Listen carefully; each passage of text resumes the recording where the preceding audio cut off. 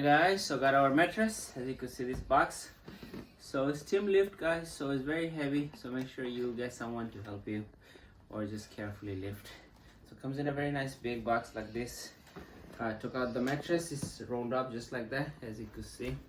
So we do need to open it up and air it. So when you open this, be careful, guys. Do not use any blade or any scissor or anything.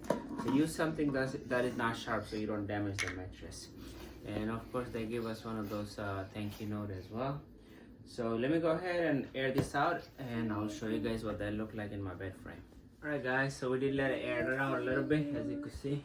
Very nice and soft, guys. So we got the medium firm. So that's why, as you can see, very nice and soft. So depending on your preference, make sure you pick right. And, yeah, it's very soft, guys. It was hard work. Now I'm gonna take a nap. Alright guys, enjoy your new mattress.